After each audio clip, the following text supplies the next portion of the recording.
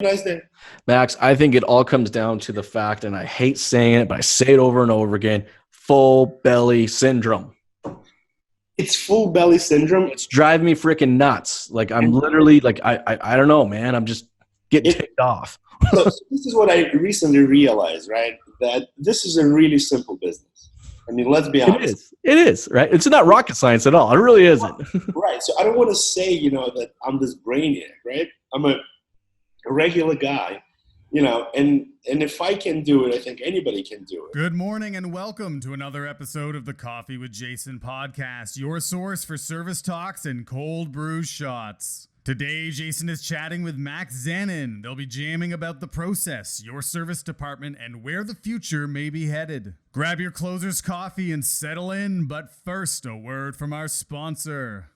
For freshly brewed discussion on automotive sales and marketing, this is Coffee with Jason.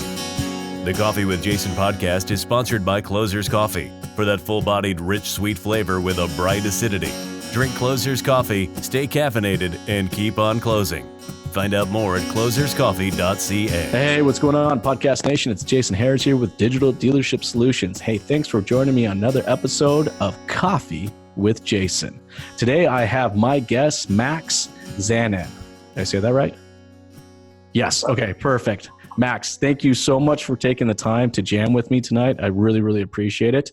Hey, for everybody that's listening and watching right now, if you can kind of just give us that origin story that is Max, that would be wonderful to start.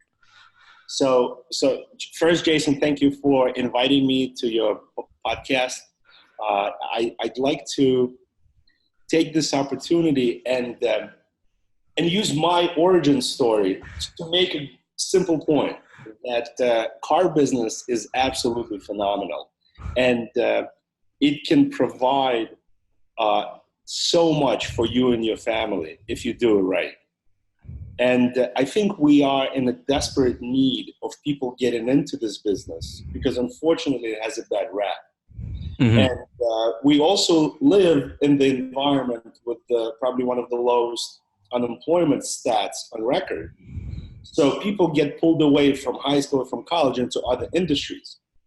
And when I finished college, I couldn't get a job in 2001 because it was just not that great of an environment. And, I majored in security management because I wanted to be like James Bond, and there's nice. There's not that many job openings for James Bond, and I went to John Jay College of Criminal Justice in New York City, and it's located on 10th and 59th Street, 10th Avenue and 59th Street, and on 11th Avenue and 61st Street was Potemkin Volkswagen. So, to make the long story short, this is where I started selling cars, and it was really a phenomenal environment. They invested their time and effort to really train salespeople on the process, on how to negotiate, and I learned the basics there.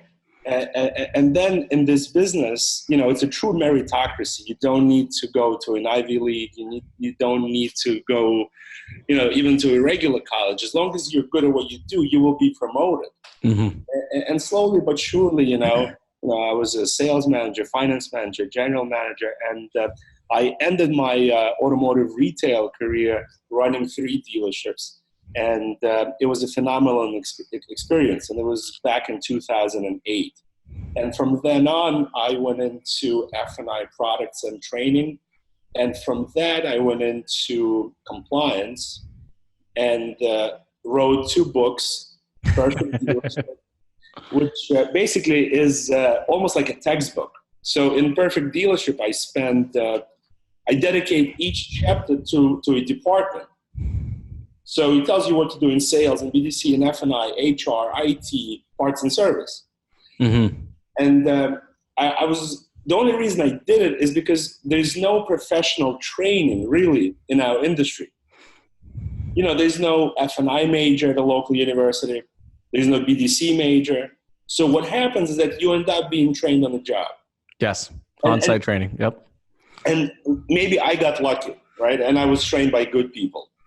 But not everybody gets lucky. And oftentimes you get trained by people that really don't know what they're doing. Mm-hmm. And that's how, bad habits carry over from one generation to another. So I wrote the book because I figured, at least this would be better than nothing. And the book was a great success, and then I decided to follow it up with the second book that's called Car Business 101, and it's the flip side of it.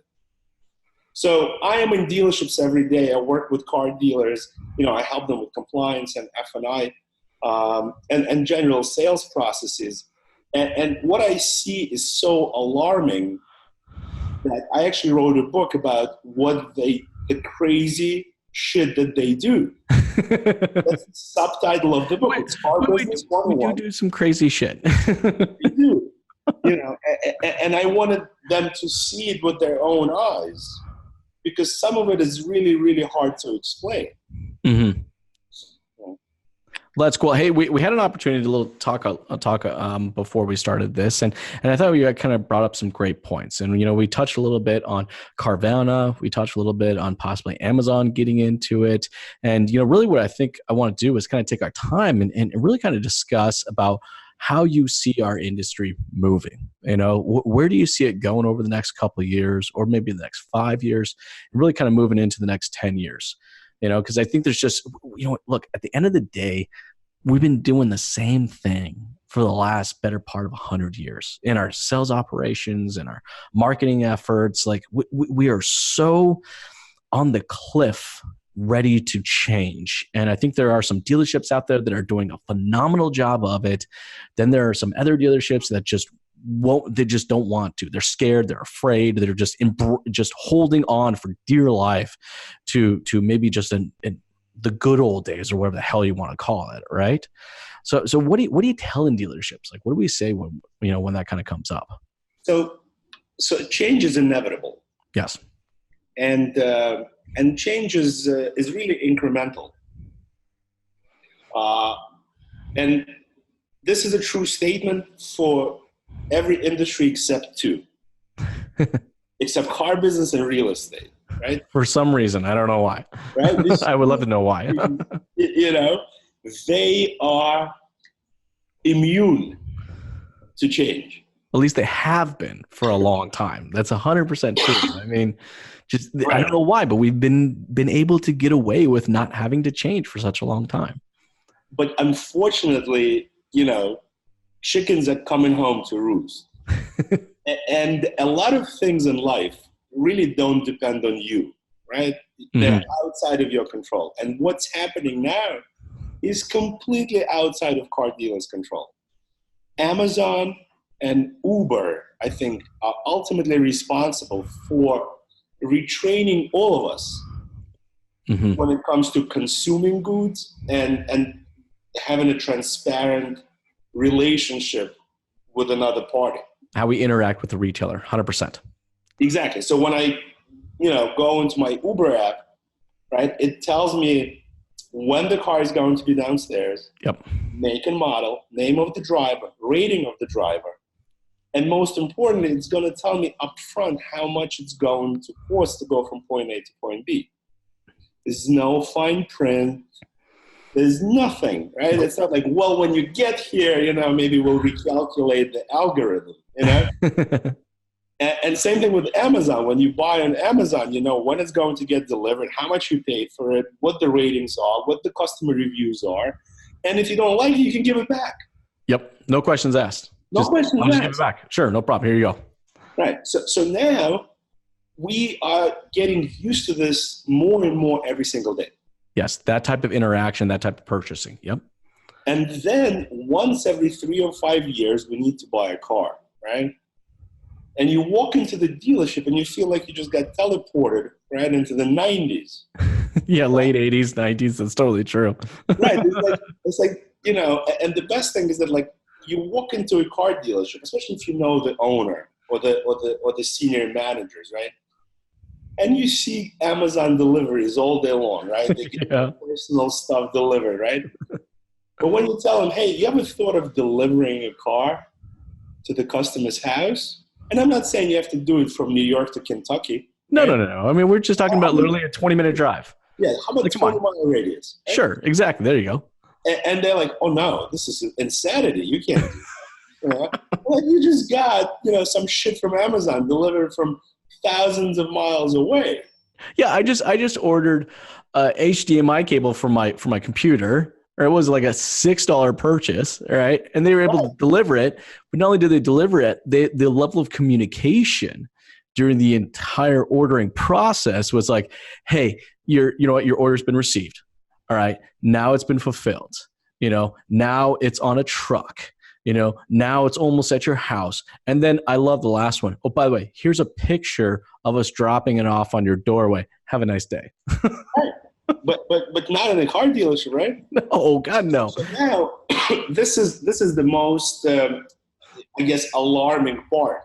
If I was a car dealer, right, it would be hard to learn e-commerce selling cars. Because it's really complicated. And I get it. Some documents require wet signatures. You also want sometimes to see the customer to make sure there's no identity theft. You really need to feel and touch the trade so you don't overpay for it. So there are many variables. Sure. Now, the cool thing is I actually just went through this. So we can actually use me as an example. I just bought a Nissan Armada from a dealership that's about 4 hours away from me. All right. I did the entire transaction over text message. They delivered the car from me. They delivered the car to me. All right. And we did the entire signing of the paperwork at my dining room table. Perfect. But again, you see, this requires a total change of a sales process. Yes.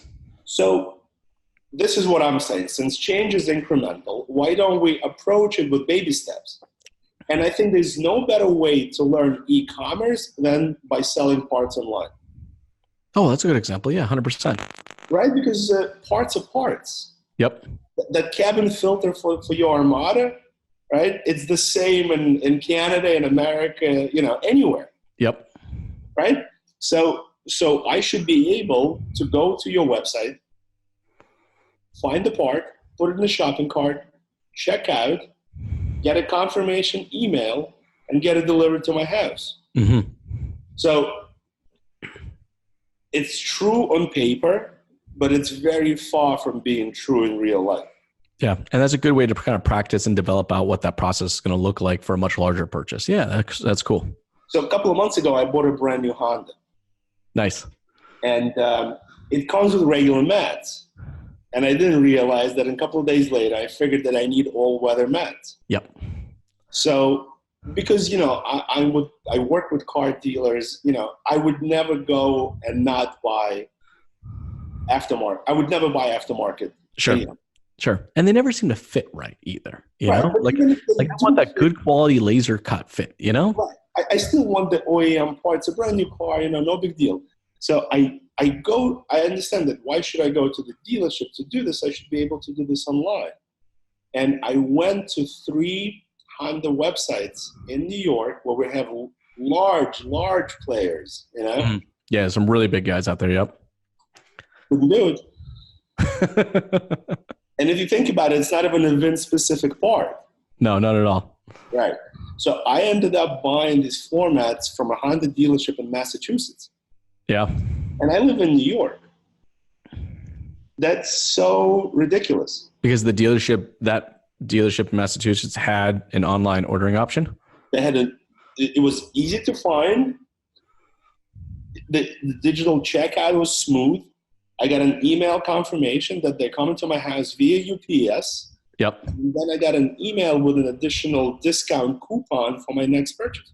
Oh, see, look how beautiful. That's a clean process, right?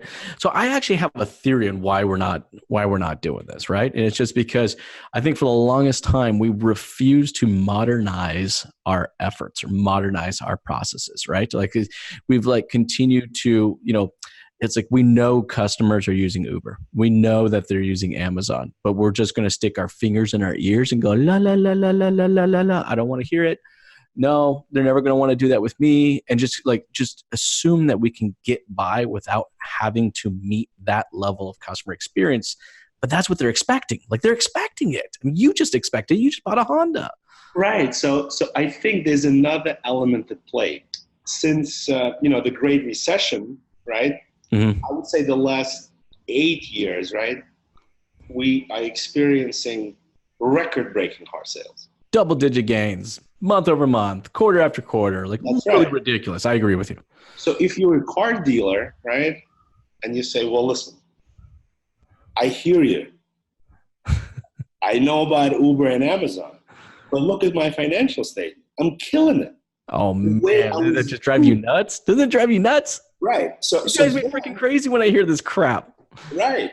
But so then this is my prediction, right? Because the economy is cyclical, right? So whether you like it or not, there will be a downturn. Yep. It kind of goes in a cycle, which I actually think we're entering back into right now. There's not going to be as many units sold. I know here in Canada, we're feeling it. I think the bottom line, and the manufacturers, I'm seeing what the manufacturers here in Canada are projecting as far as numbers. And there are a lot of them that are projecting either very small increases or flat numbers or even possibly lower numbers, right? So right. I think we're entering into one of those. I'm not calling it a recession. A lot of people want to throw that word out, recession. No, it's just a plateau. We can't continue to run double-digit gains all the freaking time. So I agree with you. This is definitely not a recession, nowhere near. But at some point in the future, it will happen. Again, whether we like it or not, right? And when it happens, a lot of these guys are not going to be able to survive. Mm-mm. It'll be survival of the fittest, and even a 10% decrease in car sales will wipe out a lot of car dealers. Yes. Only because they are still in 2019 don't understand the beauty of parts and service. Yeah, well, they don't understand how to create an experience or a process that meets that customer's expectations. So I have a word for this, and I'd love to hear your thoughts and opinion on this. I call it full belly syndrome. Yes. 100%. Yes. Yes. Right? It's just like we've had these years and years of prosperity, and it's just like, you've run dealerships, you've managed teams, so you know how it is, right? You know how your team, you come off this really, really good month, like a big good month, right? And then you go into the first week of the next month, and everybody's kind of like sitting back in their chair, and they're just kind of like, hey, I'm good. Hey, you can take that one. Why don't you go ahead and take that one? You know what I mean? It's just like, I feel like as an industry, we have this, I don't know, it's just this epidemic of full belly syndrome. And it's just like, people are now getting caught with their pants down. They've half-assed it for the last, 5, 6, 7, 8 years, and been able to ride that wave of prosperity. And now they actually are getting to a point they're like, oh crap, what do I do? I feel like there's a lot of reactiveness in the industry right now. Are you feeling the same thing? 100%. And again, I think dealers are missing out on parts and service. Right, because at the end of the day, right, this is where the money is. Yeah, we have to come to terms with reality, right? It's impossible to make money selling cars. Yeah, we have to make it the service department. Yeah, meaning that it's so competitive, and customers have so many options, and a lot of salespeople are not good enough. They can't build the value, so we end up selling the payment, not the car.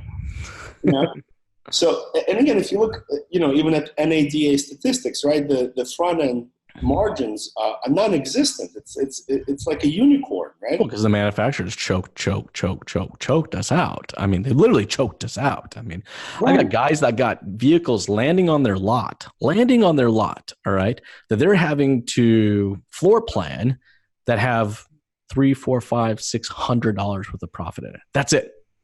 If they sell it at sticker. If they sell a full pop, that's all that's in there. And they won't, right? Because there'll be some other jackass in the industry who will take $300 less, right? Yeah. So it's $600 less. Yeah, exactly. Right. So that's why if you really don't focus on your parts and service, you're done. So cool. Let's deep dive into this because this has actually been a topic on a couple of the other podcasts I've done. And I love this. And I'm glad that we're talking about this. Like, okay, so your thoughts and opinions, how do we build the dealership through the service department? So we have to face the unfortunate reality that I would say 97% of dealer principals, general managers, or partners came up through sales. Yeah. Oh yeah. Yeah. 100%. So when you come up through sales, you just don't understand service. It's not that you don't like it, you just don't understand it. Sure. Because you never even go inside. Yep. It's like whatever they do, let them do it. Yeah, they're just there to feed me. That's what it is. It's like I sell. Hold on a second. Right. I sell cars. I don't service cars, right? It's like, okay, well, we're more important, obviously, than you guys are. Yet, but it's funny though, because these guys, maybe they've never read a profit and loss statement before. I mean, it typically what the service department, parts and service department is covering anywhere between 60 to 70 some odd % of the monthly dealership expenses in the first place. Yet they're the ones that are thinking that they're, the sales department is one that's thinking that they're the ones bringing in the income. But the problem is that, again, and a lot of it has to do with the manufacturer, right? Because they make you chase the number. Mm-hmm. And then, a lot of guys are egomaniacs. So you do want to go to the dealer meeting and say, well, I'm the number one dealer, right? And when you say number one, you're not talking about parts sales or labor sales, right? No. I wish we were. I really wish we were. I wish when we showed up to dealer meetings, when the word number one was used, that's what we were using it for. But you're 100% right. We're like, I sold, 400 Nissans. I made no money, but I'm not. I made no money, but hey, I sold 400 Nissans. The manufacturer loves me. Here's a pat on the back and a gold star. That's right. So first step is, you have to face the truth, and you have to look in the mirror and say, well, if I don't understand this vital part of my own business, shouldn't I take some action and learn it? You would think so. That'd be a smart thing to do. The easiest way to learn it, especially if you're a general manager or the owner, is to literally relocate your office from the showroom to the service drive. And just by physically being there, you will understand what's going on. And you will see the inefficiencies, or you will see the good things, that are happening. And the problem is that service department is lacking the salesmanship that you and I are familiar with in sales. Mm-hmm. So, for example, we are used to having Saturday morning meetings, right, with our salespeople. Yep. I've never seen a Saturday morning meeting in the service department with service advisors. That's a really good point. I think out of the 80 some odd dealerships we work with, I can think of 2 off the top of my head that actually do and there may be a couple more, but 2 I know for sure that do like a kind of a Saturday. They don't do it on Saturday, but they do it another day. But it's that type of meeting with their service advisors and their service team. But you know that out of the 80 dealerships that you work with, 80 of them have Saturday morning meetings for salespeople. Oh yeah, for sure, 100%. Yeah, 100%. Right. So this, we just take it for granted, and even if you spend a little bit of time training your service advisors, your hours per repair order will go up. Well, see, that's okay. So I've always struggled with that a little bit. And maybe this is the dealer principal portion of me kind of jumping out, because I'm actually annoyed by that. Like, I don't know why we've always in our industry decided that hours was the right KPI to be measuring when it comes to service department, right? Because hours don't mean anything. If you got a shitty effective labor rate, all right, just because you're selling at 1.9 hours per work order, but your door rate's 105, but your effective labor rate is 82. Okay, so you're just discounting shit. So who cares if that? I've always kind of been annoyed by that. I'm always wondering, why don't we just not measure the actual dollars coming in on an RO versus the actual hours? Anyways, I know it's a little bit of a sidetrack. Sometimes I get a little squirrely, but it's just one of those things that always bug the crap out of me. Well, I think, listen, you make a very good point. And again, I promise you that most people in the car dealership will not be able to tell you the difference between the door rate and the effective labor rate. Okay, now that, see, you know what? You're right. I hate to admit it, but you are right. You'd be amazed on how many, meetings I've had with general managers, and they couldn't even tell me what their effective labor rate or even how to possibly calculate their effective labor rate. Now, look, guys, I know there's a lot of people out there listening and watching right now, and they go, but I can't. No, that's cool. I agree. Look, there's a good chunk of you guys out there that do, but there's a large amount that don't, and they don't understand that that's where that profitability, that's where that income is coming in, and that's where the potential for growth is. Exactly. And same thing with parts. Let's go back to labor. If you are, it's a well-known fact, right, that you can make 75% markup on labor. Yeah. I mean, I don't know any other industry where you can do this. I know, right? Hey, 75% on gross. 75% gross on labor. I mean, come on. Right? And when it comes to parts, right, it's a standard operating procedure to have a parts markup at 45 to 55%. Well, I like that. Normally I'm seeing 35, 45, but I would love 45, 55. That'd be awesome. And I'll give you an example. Like the iPhone, which is a super desirable product, they are not having these margins. No. Well, I mean, hell, we're not having them in cars. I mean, you're in between 2 to 6% if you're lucky. Right. So that's what I'm saying. So once you understand that you can actually make this money legally. I like the word legally. Yeah, that's true. And also don't forget, look at the customer's mentality. They come into the showroom programmed to negotiate. Mm-hmm. I don't care where you are, what dealership, right? They will ask for a discount. Of course, absolutely. They don't do this in service. No. It's the same customer. It's the same dealership. You know what? You'd really like this. I was on another podcast a while ago. I might have to reference it in the tag of this, but we were talking about something very, very similar to this. And there was a survey done with a couple hundred people, right? And they were talking about, what percentage of them, love their wives, and then what percentage of them love their children, and then what percentage of them love their car. You want to hear the funniest damn thing? The percentage of people that love, the same percentage of people that love their kids is the same percentage that love their car. And that was actually a lot less than the percentage that love their wives. Okay.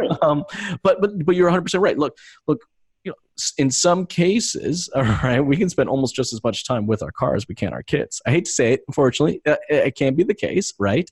But we hold it up to that level. I mean, I think with service part, and the reason I'm saying this is I'm pushing. And here's the punchline, guys, who's listening, watching this, is that you need to treat these cars, all right, as these people are bringing in their children.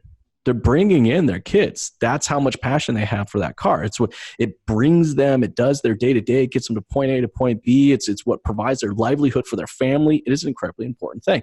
To your point, that's why they're not going to negotiate on it. It's incredibly important to them. Right. And also, I think it comes down to first impressions. Mm-hmm. So we can only make this first impression during the first oil change. Yep. So here's a perfect example. You buy a brand new car. You just bought a new used car, right? And 6 months down the road, you need to get your first oil change. Your initial reaction is most likely to call the dealership where you bought the car to do it there. Sure. It's only normal. Now, hopefully it already should have been scheduled before I left. But yes, okay, let's say hypothetically I have to call. Yep. So let's say your sensor goes on today and says, hey, Jason, you do an oil change. So you call your dealership and they say, today's no good. That's it. It's over, right? Yeah. It is. At that point, it is over. It's like, okay, no problem. I got a Mr. Lube down the street. Thank you very much. And you do go down the street. You don't even call, right? Nope. You go there and all of a sudden, it's like they were waiting there for you. Yep. Right? Technician is available. The bay is open. They get you in and out, 30 minutes. And it's not cheap. No. But to your point, though, I think that's why it's another perfect example of how our industry. No, look, there are some dealerships that are listening to this and go, look, Max, Jason, look, guys, I got a fast lane. Like I got this covered. I think there are. I would probably say maybe 30, 40% of the dealerships out there do have that element covered, right? But there's a lot that don't. And again, it seems to be that this is what the customer's expectation is, and we're not meeting the customer's expectation. Actually, in fact, our expectation is that the customer is willing to bend to our expectation. And that's when everybody's losing. Right, like we're the only game in town. Yeah, right? I'm telling you, the entire Jiffy Lube, right, or Firestone model is based on the fact that car dealers can't get their own customers to come back for an oil change. That's why they exist. It's literally why they exist.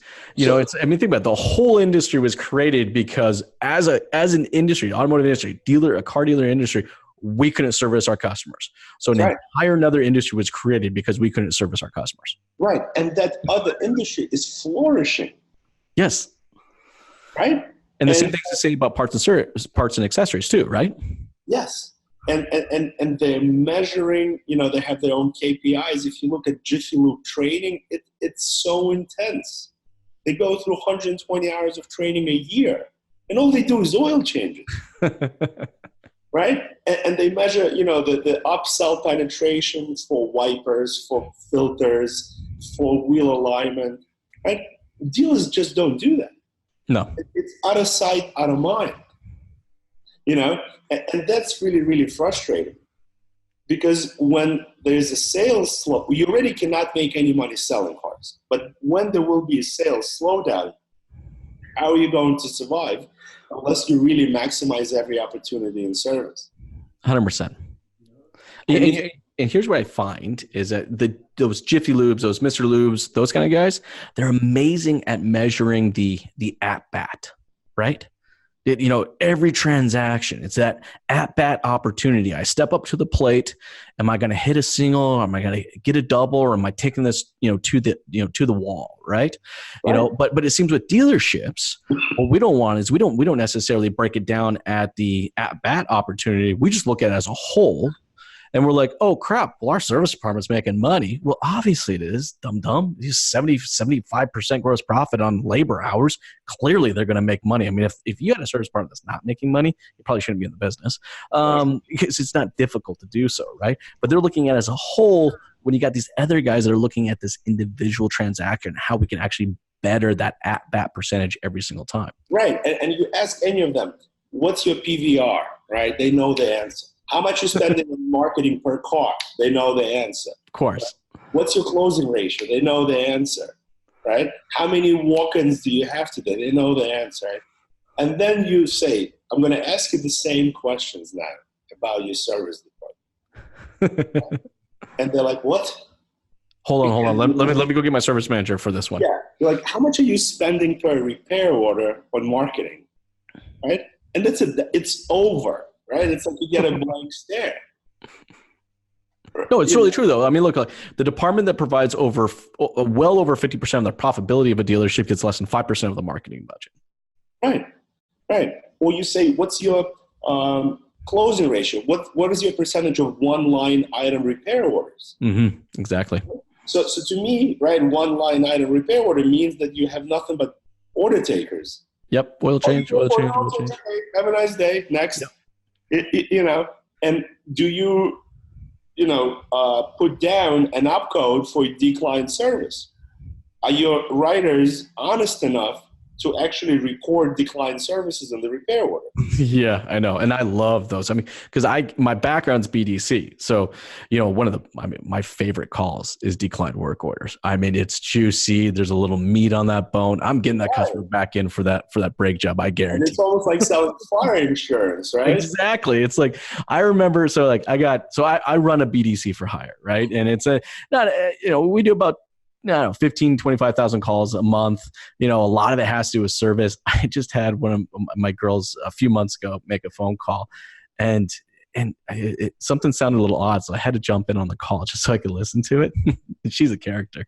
The guy literally drove out of the dealership metal on metal. I mean, straight up metal on metal. There was no brakes to this minivan, like none whatsoever, right? They actually forced him to sign off saying that he was driving out of the dealership with pretty much no braking power whatsoever. She called him up, literally, for the first question out of her mouth was, so where do you live? Where do you normally go for coffee? Where do you work? Because I want to make sure all my friends and family know not to drive where you are, because you're driving a 5,000-pound missile right now that's got no braking ability whatsoever. And I was just like, holy crap, a little aggressive, but good point though, but it's degens are, there's such huge opportunity and no one ever pays attention to them. Exactly. So I think there's a way to fix it. And this is what I do for my dealers, right? I set them up either with prepaid maintenance or with like an Engines for Life program. Okay, cool. So let's say Engine for Life means that the dealer guarantees the engine of the vehicle for as long as you own it, but you have to come back and do all scheduled maintenance according to the owner's manual, nothing more. Yeah, sure. There's a catch, but look, it's a give and take, easy peasy. But it's a reasonable catch. 100%. Right? They just want you to follow the manual and do the service at their dealership. Yeah, my dealership up here in Canada, I did the same thing, but I did with winter tires, because winter tires are huge for us up here, right? I was like, winter tires for life. All right, hey, you'll never have to buy another set of winter tires ever. Right. One condition. You got to service your damn car with me. Like it was a trade, 1 for 1. Right. And that at least starts the process. It increases the retention, because without it, service retention is a joke. I mean, it's less than 30%. But you know what I want to do? And because I think for the people that are listening to this right now, and maybe watching this as well, is they may not have that service background. So they might be getting a little frustrated with us. They're like, okay, you're kind of shitting on me this entire time. But let's talk about how it can benefit the sales department, because it truly can. I will tell you, I have not yet seen a dealership that's got a rockin' service department where the sales department wasn't also rocking it well as well, right? There is so much value in having a well-processed, well-oiled service department. Not only does it drive revenue, drive gross profit, but it also creates transparency, trust within the dealership, which then we see that not only in the service retention, but then we also see that sales retention on the sales side as well. And in fact, actually, when I think about all the dealerships we work with, the ones that are still being very successful right now and are continuing to still see double-digit gains quarter after quarter, it's those ones that are crushing it in their service operations, and they're translating those efforts from the service operations into the sales operations as well. That's right. And I think, listen, if the people that are listening are primarily from the sales side of the dealership, right? Yeah. This is my advice, right? What I see and what I experienced when I was in a dealership is that there's a Chinese wall. There's a separation between sales and service, right? You guys got to get on the same page. Mm-hmm. So you start by having meetings together. Good point. Good point. I think this is actually, hey, let's talk. We'll just take a moment real quick. Any dealer principals, general managers out there that are listening to this right now, this is a great takeaway right now. It's like you need to have your sales and your service department on the exact same page. And the best way to start doing that is not having meetings separately, but having meetings together, ensure that they're working together holistically towards the goal and objective. Because this way people can understand what the other department is doing. Mm-hmm. Because if you ask, a used car manager about service, he's going to say, well, they're there to rob me, right? They're going to use a lot of 4-letter words. Let's just say that. That's what they're going to use. Right.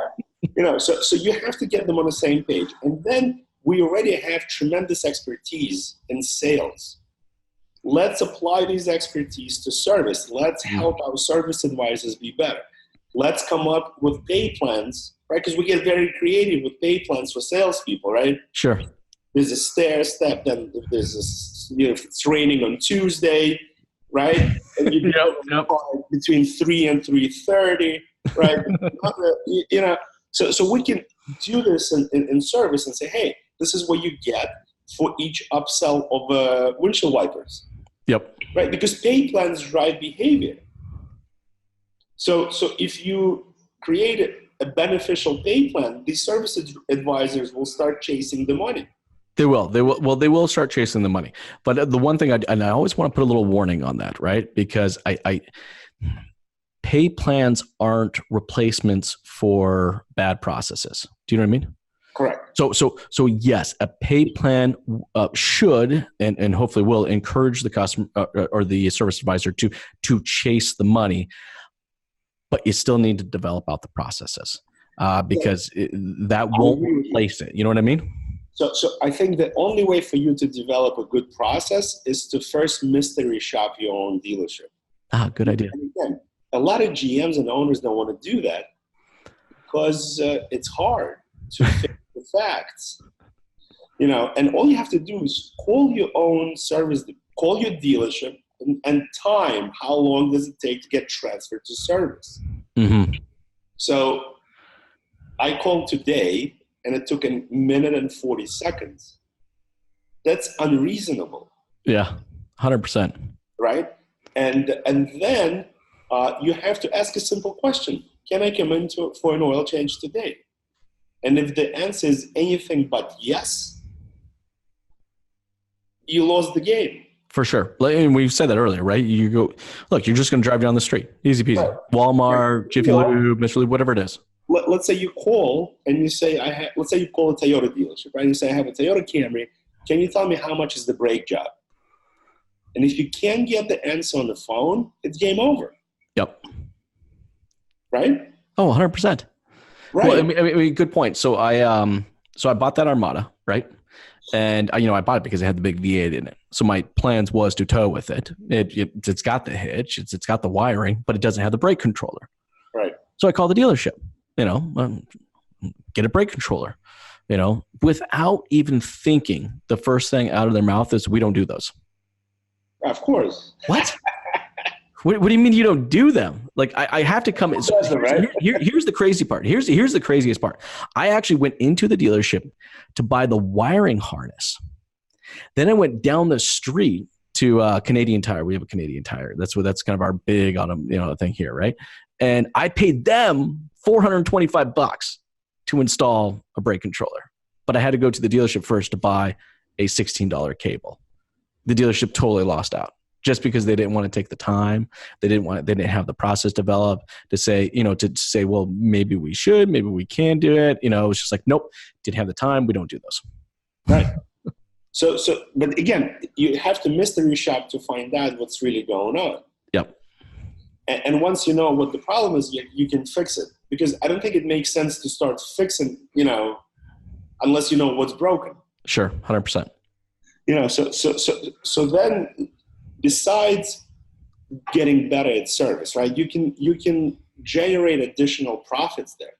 Mm-hmm. What's stopping you from selling prepaid maintenance in service? Yep. What's stopping you from selling vehicle service contracts?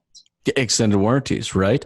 It's like so one of my favorite calls when I was working in the BDC department, because I made good money on it, right, was your warranty was about to expire. Right. So I would call them. I'm like, hey, it was the easiest bloody freaking call in the world to top it off, right? It was like, hey, Mr. Smith, just wanted to let you know that the warranty on your vehicle is about to expire. Do you plan on keeping the vehicle for any longer? Yes? Oh, that's great. Did you know that we can actually extend the protection of your warranty for your vehicle for as little as blah, blah, blah, blah. I made good money on that, but it was like that process. Again, it was a process I would say well over 90% of dealerships do not have set up. And it can easily be done at the service counter. 30,000 mile service, right? Yeah. And we're talking about it like a $1,500 to $3,000 service warranty, for crying out loud. Like we're not talking about chump change. Doesn't even mention it. Yeah. Right?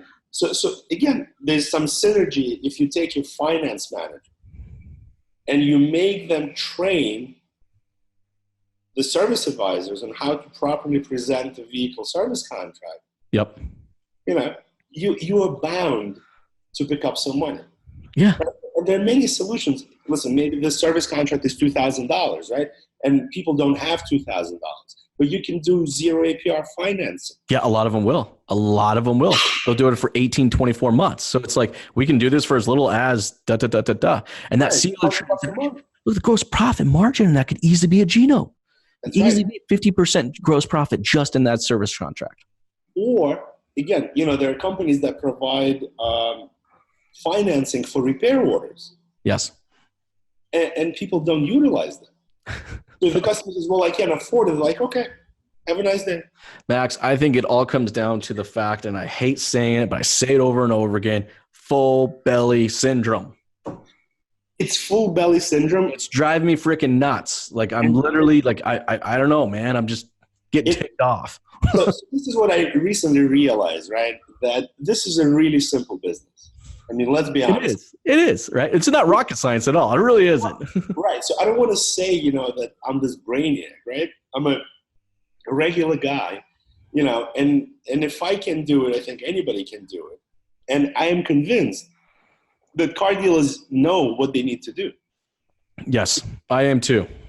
It's just when it comes to execution and implementation, that's the breakdown. Max, it's just time. That's what it comes down to. Or you know what the crazy ass thing is that if people took the 3 or 4 things that we just talked about in the last, 25, 30 minutes, right? They can see some serious increase in gross profit and revenue within their dealership. But what is it going to take them to execute those things? Time. They actually have to be intentful with their time to develop out those processes, train those employees, and for some odd reason, they'll just walk into the dealership, grab their coffee, sit down at their desk, and just let the day completely control them. Yeah. Yeah. And another issue I see with dealer principals, at least here in America, I see this a lot, where they have general managers, right, that are really not general managers. I like the quote, right? Just somebody. I like this. Like, right. I think it was just general managers. To me, a general manager gets paid on the whole pot. Yeah. If you're a general manager and you don't get paid in service, you're a glorified sales manager. You're a general sales manager at best, right? But let's say either they have a GSM or even if they have a GM, they still don't give them the authority to make a lot of decisions. Yes. But we also don't give them the training. Right. See, that's the other thing too. We don't give them the training. So to me, this is crazy. Like if you look at any Fortune 500 company, right? Mm-hmm. So let's say if they hire a guy to run the company, in most cases, he becomes both, or she becomes both, a CEO and a chairman, or a chairman, right? And there's complete decision-making in that person's hands, because if you're willing to pay stupid money, you have to let them make decisions, right? Yeah, exactly. Right, but if you're paying a lot of money and they're handcuffed, how can you then blame them that the profits are not that great? Exactly.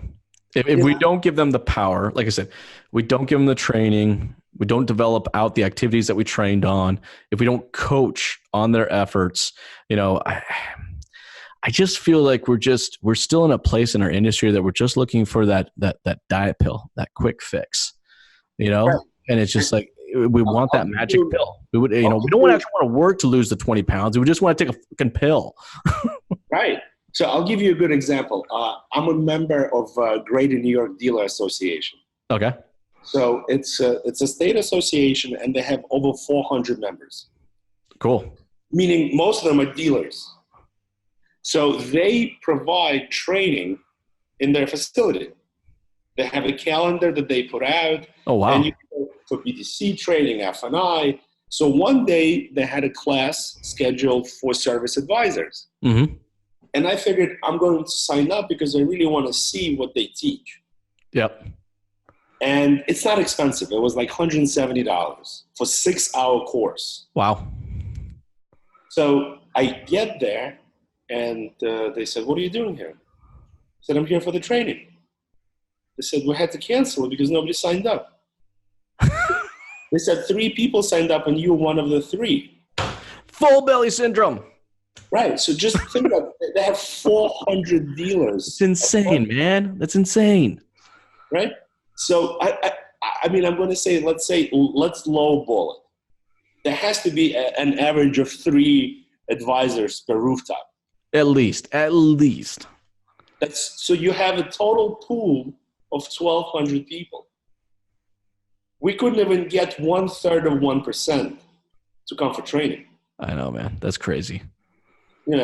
So So that's the problem, the complacency, that full belly that you keep referring to, and when, the proverbial shit is going to hit the fan, it might be too late.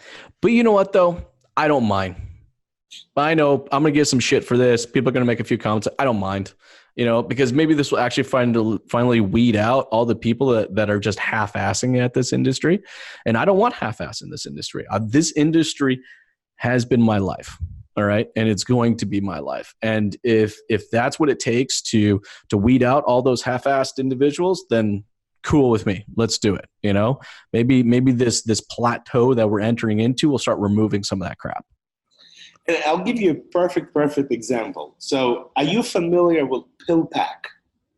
I'm not, but I want to know. Lay it on me. What you got? So PillPack is a pharmacy. Okay. It's owned by Amazon. Oh, I didn't even know. But that doesn't surprise me, actually. It doesn't surprise me. Of course, they're going to own a pharmacy. And it's so brilliant because, again, they don't need to reinvent the concept of a pharmacy because it's really hard to do. Sure. So they needed to perfect the process. So instead of you and I going to a pharmacy and standing online and waiting for a medication, you set up the account with them. They contact your insurance company on your behalf. They contact your doctors. They free shipping like Amazon. You never have to think about refills. And let's say you are on multiple medications. They will, and let's say you have to take it on Tuesday and Thursday and Friday at 2:00. Yep. They will put together little pill packs and ship it to you so you never miss a day when you have to take it. Oh, already done in the packs. Yes. See, look at that. What an experience, right? Right there. Right. So I am willing to go on the record and say that within X amount of years, they will wipe out 90% of pharmacies. Wow. Because why would you go to a pharmacy? How would you justify it? Yeah, look, I think anybody out there that's listening and watching to this, guys, look, we're not trying to be fear mongers here. Okay, we're not. We're not trying to scare you into having to change. We're just laying the facts out, right? This is how the customers is engaging online. This is how they're buying. This is what their expectation is. So I think the biggest misconception is that if you go online, you're going to make no money. Yeah. And I think the opposite is true. Mm-hmm. People are willing to pay for convenience. When I get my stuff from Amazon, whatever it is, I guarantee I'm not getting the best deal. No, sometimes I'm not. In fact, I actually know I'm not. All right. I ordered some landscaping lights for my backyard, right?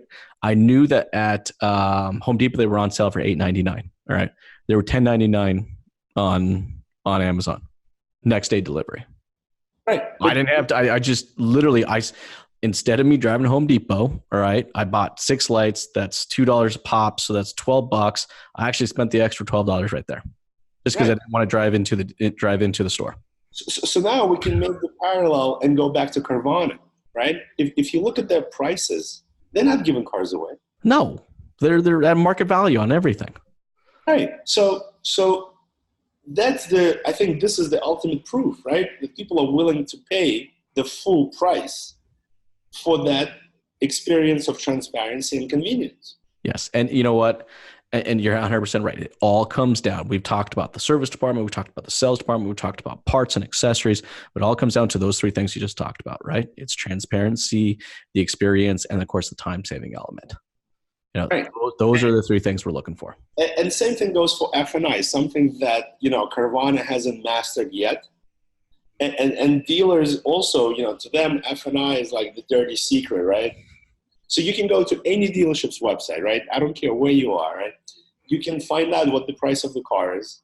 You can find out you can make an appointment for your service online.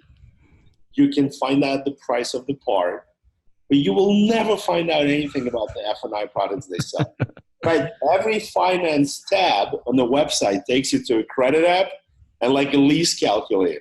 Of course. Why not? Right? Right. Because the idea is that we're going to ambush you. Right? It's going to be an ambush in F&I. Yep. Right? We're going to box you in and it's going to be high pressure sales. Right? Jason, That's why we call it the box, right? Right. If you don't take this warranty, it's game over. Exactly. Right? So why not at least put it on your website? People like to do research. And if they know what they're buying, they'll be much more, okay with it. Yep. You can list features and benefits of F&I products because they really are good products. Of course. If you live in New York City and you don't have tire and wheel protection, it's almost a suicide mission. Right? That's what I've been told. I don't know, but yeah, you're like the third person I've heard that from. Right? Or, if you buy a car, right, and you financing it for 6 years, right, but the factory warranty is $336, why wouldn't you buy an extended warranty? No, I completely agree with you. And that is absolutely the direction we have to head in. Hey, Max, I just want to take this is, I think, a great point for us to kind of compose there. I definitely want to do a follow-up podcast to this because I think we can easily jam for another 3 or 4 hours. But hey, everyone out there that's listening and watching to this right now, look, bottom line is don't be afraid of change. All right. Embrace that change. All right. Look at that service department. That service department is your gateway to growth over the next few years. Max, you know it. I know it. Like we all have to embrace it. Right. And guys, bottom line, get hungry. We need hunger. No more full belly syndrome shit. Let's get hungry again. And I think as dealerships become more and more hungry, they'll realize that change is not necessarily something that they should do, but something that they have to do. Hey, Max, for everybody out there that's been listening and watching and would love to learn more about what you do, maybe get one of your books, what is the best way to connect with you? So I have a website. It's my name, maxzanan.com. My books are available on Amazon, Audible, and iTunes. The name of the book is Perfect Dealership. The other book is Car Business 101. And I'm actually in the process of writing my third book. The working title is The Art and Science of Running a Car Dealership. Nice. And it's going to be like a step-by-step guide of what is it that you need to do. Literally, like you got your job as a GM today, open this book and just follow the steps. Awesome. Well, Max, again, man, thank you so much for taking the time to jam with me. You keep doing what you're doing. This industry that we love and that we're so passionate about, let's just keep pushing forward and the future is the future. I'm so excited for it. Yeah, absolutely. Absolutely. There's, I'm sure, when you train salespeople, right? We always go back to that movie, the Boiler Room. Of course. I remember that. And the guy says, act as if, right? The Ben Affleck character. So I think the takeaway for car dealers should be act as if it's 2009. Nice. And you are on the balls of your ass. Get hungry, right? Get hungry. And you're fighting for your survival. Yeah. And with that perspective, I think you'll be okay. Yeah, we need a little Rocky Balboa. We're going to toss a little money ball into this, and we're going to have a hell of a future. That's right. Hey, Max, thanks again for jamming with me. I really appreciate it. You have yourself a wonderful night. All right, awesome. We covered a bunch of great topics today. What stood out most to you? Be sure to let us know in the comment section below. And don't forget to like the post and share it to keep the conversation going. You can follow Jason on all social media platforms by following Strategy with Jason. You can find him pretty well everywhere you can share content. I hope we were able to get you thinking. And until the next time, this has been Nathan with Digital Dealership Solutions. Have a great day.